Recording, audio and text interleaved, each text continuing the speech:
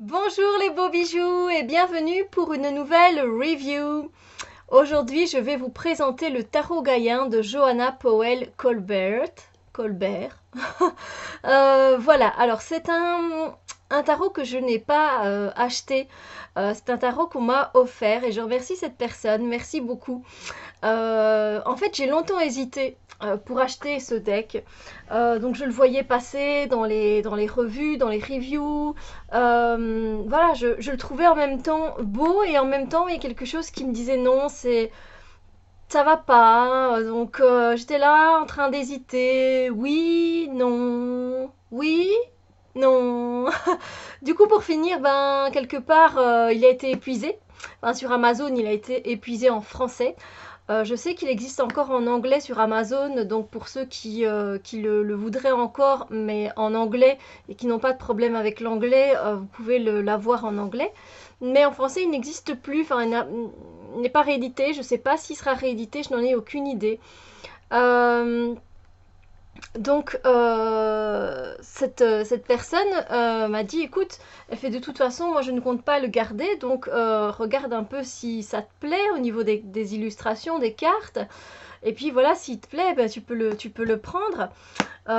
Et puis pour finir, je l'ai pris. Et j'ai bien fait parce que j'ai travaillé depuis avec. Et surtout, j'ai lu le livre, le bouquin. Et le bouquin m'a donné une autre perspective, une autre façon de voir les choses et de voir du coup ce jeu.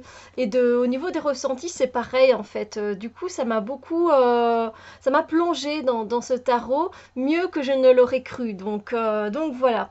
Donc le livre m'a beaucoup aidé. Pour vraiment me mettre dans l'ambiance et du coup maintenant je l'adore. Je l'adore et je l'aime vraiment beaucoup, j'ai travaillé avec, il est super et puis il a ce côté très nature, très naturel, très authentique en fait, très vrai vu que les personnages qui sont sur les cartes sont des personnes de l'entourage de l'auteur. Donc voilà, il y a quelque chose finalement de très humain en fait et de très gaïen. Et ouais, j'adore vraiment beaucoup. Donc il a été édité aux éditions Ada. Voilà, donc du coup ça fait un bout de temps, hein. Je sais que c'est un vieux jeu peut-être pour vous, c'est un vieux tarot, mais pour moi bah, il est presque neuf quoi, donc voilà. J'ai fait connaissance avec lui il y a quelques mois et maintenant j'en suis ravie. C'est quand même une belle grosse boîte avec un beau gros livre à l'intérieur. Je vais vous lire ce qu'il est indiqué ici derrière. Alors, de l'éclat réjouissant d'un champ doré de tournesol, aux vagues d'une mer bleu saphir, la beauté divine de notre planète suscite un sentiment d'émerveillement et de profond respect. Profondément spirituel et bien enraciné dans le monde naturel, le tarot gaïen offre un véritable lien avec notre terre-mère. Présentant un monde luxuriant, contemporain et multiculturel, imprégné du mythe et des traditions gaïens, l'artiste de renommée internationale Johanna Powell Colbert actualise d'une façon merveilleuse les archétypes classiques du tarot de Rider-Waite-Smith. Rayonnant d'une nouvelle vie, la jardinière brille telle une impératrice réinventée, alors que le battleur est transformé en un joueur de tambour rituel. Voilà, donc il s'ouvre de manière donc aimantée. Voilà, donc c'est assez pratique. Puis on a le bouquin et puis on a les cartes. Voilà, voilà. Peut-être que je vais trouver un pochon parce que des grandes boîtes comme ça prend énormément de place. Et quand on n'a pas suffisamment de place, bah, il faut faire de la place. Voilà, il faut trouver des façons. Donc déjà, comme vous le voyez, enfin, je serais bien que je sorte les cartes aussi. Le booklet n'est pas qu'un booklet. Non, c'est un guide. C'est un guide. Hein, voilà. Booklet, c'est vraiment le petit folder comme ça. Là, non, on a vraiment un guide très bien fait. En plus, les reproductions sont faites en couleur dans le livre. Et alors, c'est un livre qui est super, qui est super. Je vais m'expliquer. Bon, déjà, voilà, la reproduction ici, magnifique. Ouais, c'est super beau. Voilà, on a une table des matières, des remerciements, l'introduction au tarot gaïen Et donc la signification du mot Gaïen, donc elle dit que Gaïa est la principale déesse grecque qui incarne la terre. Les anciens la voyaient comme la déesse mère qui avait donné naissance au ciel, à la mer, aux montagnes et au reste de la création. L'idée que la terre est notre mère n'est pas unique aux Grecs, on la retrouve dans plusieurs cultures amérindiennes dans le monde entier. Dans notre propre société moderne, nous la connaissons familièrement comme la mère nature. Et puis voilà, elle continue un peu à parler de Gaïa, de la création du tarot gaïen, de la structure du tarot. Donc c'est aussi sympa pour les débutants, voilà. Parce que je trouve que c'est aussi un tarot qui peut être sympa pour les débutants, effectivement. L'utilisation du jeu et des guides, et puis on arrive aux arcanes majeurs qu'elle appelle leçon de l'âme. C'est très très intéressant aussi. C'est pas très long. Et puis du coup, on a directement la première carte. Alors, donc on a la représentation en couleur. On a ici donc elle a renommé certaines arcanes majeures. On a donc le fou qui est pour elle la chercheuse, qui a, voilà, on a un mot-clé, un nouveau départ. Et donc elle nous met directement: la chercheuse entreprend un voyage, prenant un moment pour contempler le chemin devant elle avant de commencer à descendre la colline. Et puis voilà, elle continue son explication. Et puis on a, lorsque vous tirez cette carte dans un tirage, voilà. Ici, c'est lorsque vous interprétez le côté voilé de cette carte. Alors le côté voilé, c'est un peu le côté renversé en fait. Le côté négatif, voilà, si vous sentez que la carte peut être négative. Ce qui est super aussi, c'est approfondir la compréhension de la chercheuse, donc du fou. Et donc on a différents thèmes ici qui sont abordés. Je trouve ça déjà génial, super. Elle nous parle de tous les symboles qui sont sur chaque carte. Et ensuite, on a les questions pour un journal. Et ça, ben j'adore quoi. On a toutes ces questions-là, c'est énorme, c'est super. Elle a fait ça seulement pour les arcanes majeures, mais il n'empêche, c'est juste génial. Ça peut être très intéressant quand on travaille avec ce tarot et quand on débute aussi. Pour moi, c'est un jeu qui est bien pour les débutants. Je le conseille vraiment. Parce que ça vous rebranche à la nature, à l'essence de notre être, à ce qui est le plus naturel, à ce que la terre-mère nous offre. Et ensuite, ça va vous aider dans la profondeur de l'apprentissage du tarot. Voilà. Donc ça c'est génial, c'est génialissime. Et puis il y a également une affirmation, oui, j'avais oublié, mais l'affirmation également, qui est évidemment positive. Voilà, je fais de ma vie une prière nomade. Et c'est ainsi pour chaque carte. Donc ici, on a le battleur avec, voilà, les symboles, lorsqu'on tire cette carte, le côté voilé, approfondir la compréhension du battleur. Et derrière, on a toutes les questions que vous pouvez vous poser et l'affirmation en bas. Donc ça c'est juste magnifique, c'est un bouquin qui a été très bien fait. Elle a mis du temps à faire ce tarot, ça je me souviens bien l'avoir lu. Ensuite, on a les arcanes mineures, voilà, elle nous parle d'éléments, de nombres et de personnes. Elle va nous parler des éléments, donc ça aussi c'est génial je trouve pour les débutants. Elle nous parle des nombres, ça aussi c'est génial. Et ensuite, elle nous parle des figures. Donc ça aussi, c'est topissime. Et ça, c'est très facile. Elle explique ça vraiment d'une manière très fluide et très compréhensible. Voilà, donc tout le monde peut avoir ce jeu. Et puis, elle commence par les as. Et elle met toujours donc les as, naissance, possibilité, don de grâce. Et elle explique ce que représente l'as. Et puis après, on a donc le thème des as, voilà, tout ce qui est possible quand on tombe sur un as. Et puis voilà, on a l'as d'air, l'as de feu, parce qu'elle a renommé les mineurs par les éléments, les suites. Donc voilà, l'as d'air, donc c'est l'as d'épée, l'as de feu, c'est l'as de bâton. Ensuite, on a l'as d'eau qui est l'as de coupe, et puis l'as de terre, l'as de denier.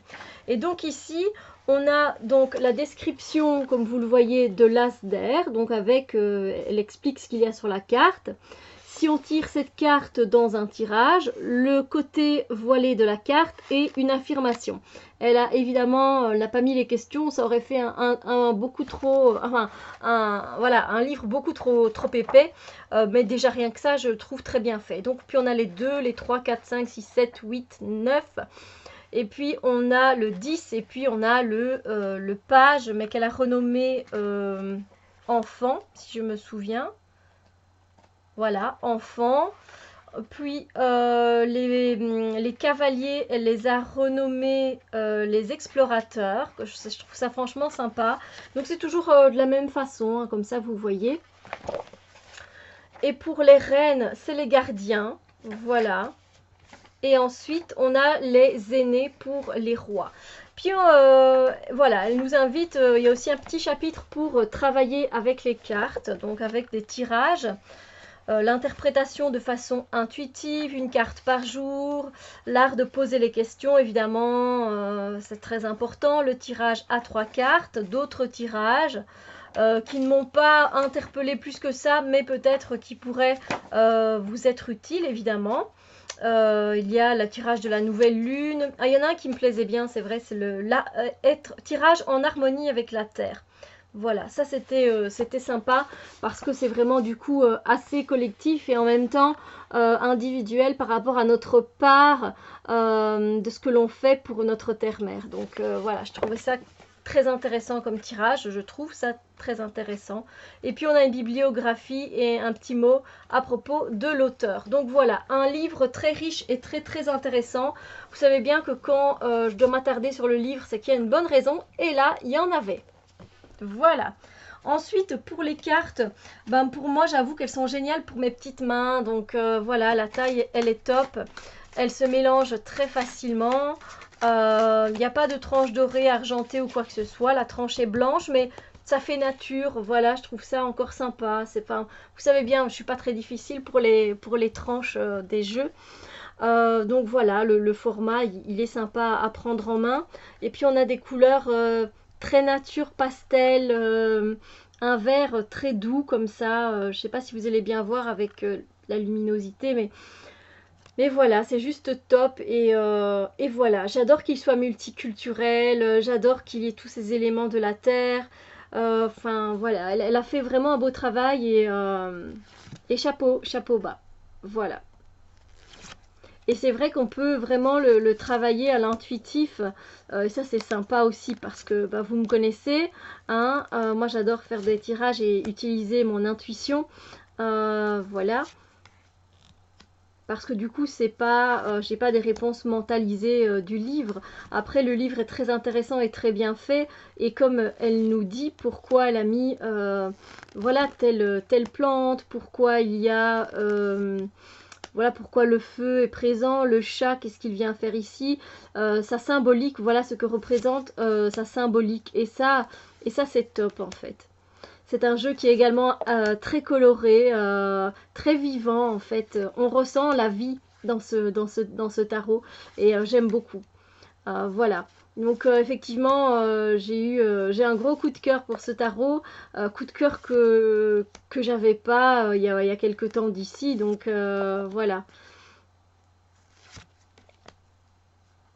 Je sais pas, dites-moi ce que vous pensez de ce tarot, si finalement il vous plaît déjà depuis le départ, si vous travaillez avec. Et puis voilà, dites-moi si ça vous dérange pas le fait qu'il y ait des figures humaines enfin des figures humaines. On se comprend évidemment qu'elles sont humaines, Steph. Mais je veux dire voilà,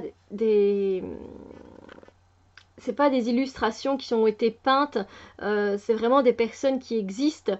Donc voilà, est-ce que ça vous dérange pas ou est-ce que ça vous fait bizarre? Parce qu'au début, moi, ça me faisait bizarre, hein, je vais pas vous mentir. Quand je voyais cette carte-là, par exemple, enfin, c'est pas celle qui me dérangeait le plus, mais ça me faisait bizarre. Je sais pas, celle-là aussi, quand je les voyais en review, en fait, ça me dérangeait. Et puis, ben non, voilà, c'est passé avec son explication. Voilà, c'est tout à fait normal en fait, c'est l'être humain qui se retrouve dans son habitat sur la terre et c'est juste une représentation de nous. Voilà, donc voilà. Une belle découverte, en tout cas pour moi, une belle découverte. Évidemment, j'ai peut-être un coup de cœur pour les, les, les, les peintures, vous voyez, enfin, voilà.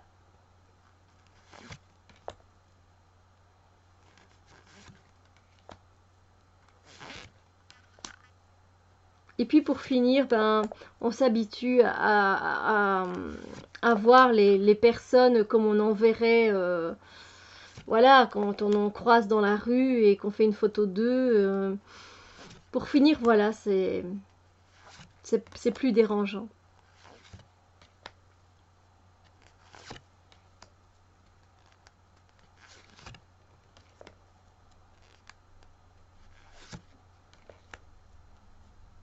Magnifique.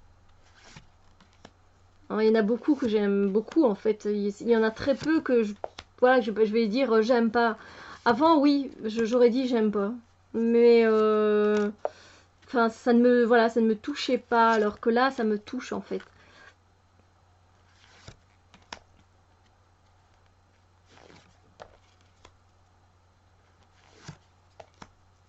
Du coup, c'est vrai que c'est un tarot qu'on peut associer avec des jeux, des oracles très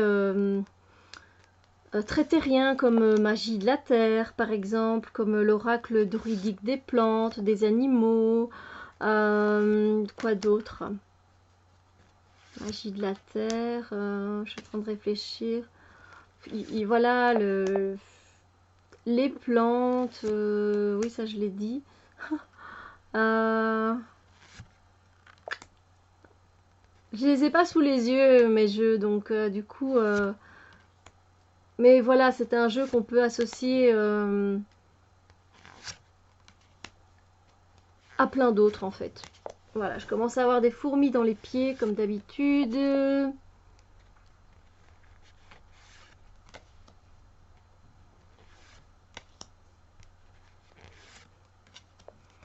Voilà.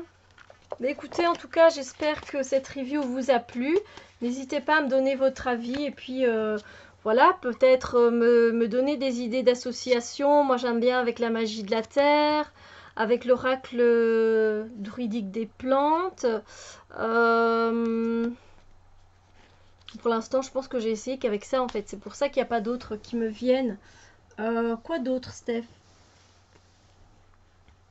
Si vous avez des idées voilà, de deck un peu plus terrien, enfin, après je vais aller voir dans mes armoires et je vais dire ah ben oui, celui-là, voilà, par exemple. Ah oui, peut-être avec le Earth Children, le Vibrational Earth Children Oracle de Debbie Anderson. C'est un jeu que j'ai depuis un petit temps. Mais là, du coup, il est laissé plus enfant. J'hésite. Voilà, n'hésitez pas à me dire ce que vous pensez de cette review, de ce jeu, les decks voilà, avec lesquels vous voyez bien ce jeu associé et que là tout de suite je pense pas mais que j'y penserai peut-être après mais c'est pas grave. N'hésitez pas à mettre en dessous de la vidéo. Et puis voilà, on se retrouve très bientôt pour d'autres vidéos. Bisous lumière, belle journée. Ah, ouais je sais, je m'arrête comme ça en disant belle journée. C'est parce que j'hésite à vous faire un tirage et vous montrer un peu ce que ça raconte dans le livre. Allez, vite fait, Steph. Allez, pour ceux qui se connectent, voilà, quand ils verront la vidéo, un message pour vous, pour cette journée.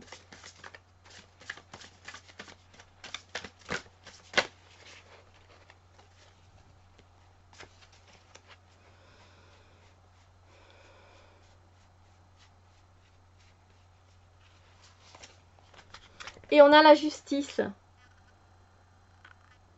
Voilà, c'est une très belle carte.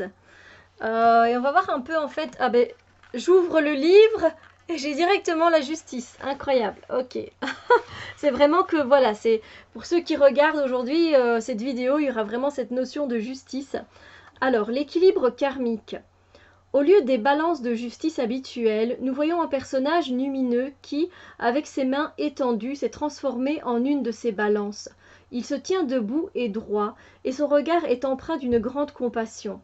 Dans une main, il tient un cœur ardent et passionné, dans l'autre une plume. Dans la mythologie égyptienne, Maat, déesse de la justice, aussi légère qu'une plume, est le contrepoids du cœur d'une personne récemment décédée. Si la balance est en équilibre, le défunt accède au paradis. Dans le cas contraire, le cœur est dévoré par un démon. L'histoire de Maat nous rappelle qu'au-delà des lois sociales des sociétés et des nations, il existe la loi universelle de cause et d'effet ou l'équilibre karmique. Chaque jour, nous faisons des choix éthiques ou non qui rendent nos cœurs plus légers ou plus lourds. Ceci survient également à un niveau mondial.